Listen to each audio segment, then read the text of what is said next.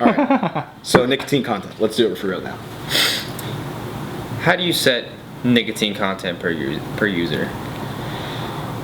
That's kind of a tough one in a way. Of course, I mean, one thing you always want to do is, I always probe to make sure, like, I know what kind of a smoker you were, how long you've been vaping if you're already a vapor, and if you were smoking, how much you smoked, how long you've been smoking, all those kind of questions. And it also kind of depends on what kind of device you have. So you can't really gauge that nicotine level until you get the device that they'll be working with down. So I have both Sigelei 150 and basic starter kit, EVOD Kangertech battery with the T3S tank. Of course, we went over the ohms before. You have this one being a sub-ohm device, this one not being one. Something that's not sub-ohm,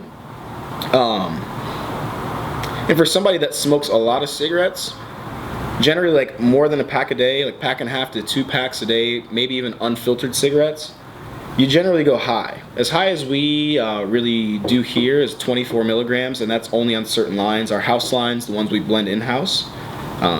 Most of the other pre-bottled go up to as high as 12 or 18 milligrams. 18 generally is where we'd set somebody who's like a really heavy smoker. We don't ever really like to suggest that 24 just because it's as high as FDA approves. 18 is actually still a pretty strong amount, and that's what we would generalize like a heavy smoker to be. High nicotine content would be 18 milligrams. 24 would be more so very high. But 18 in a device like this, Austin, is not going to feel like 18 in a device like this. But why not?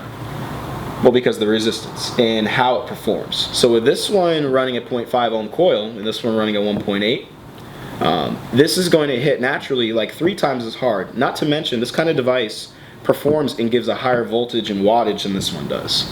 So if you have 18 milligrams in here and you're used to that, generally it's going to feel more like 36 or higher in something like that in a sub-ohm device or a high-end dripping addy or anything like that. Wow, that's a huge difference. Yeah, huge difference. So what you want to do is just make sure you know what kind of device you get. Something sub-ohm. I've never really seen anybody comfortably vape above 8 milligrams or so. That's because at that, with this hitting 3 times as hard as that, do the math, 8 times 3, you're looking at about 24, about as high as what that FDA approves. And that's even for traditional regular e-cigs, So at that, generally, these kind of guys go about as high as 8. With these guys, you go about, high as 18, 24 if they really, really need it. But just like we said, it's all about how much you smoked, how much you vaped. If you're a light smoker, even pack-a-day smokers, I smoked pack-a-day. I thought I needed 18 when I quit. I got 18 milligrams first day. I was back at the vape shop within 24 hours for 6 milligram. I've been on 6 milligram ever since. So it's not about going high necessarily. It's about finding a flavor you like, a device that's good for you, and just getting it going and committing to it. Awesome.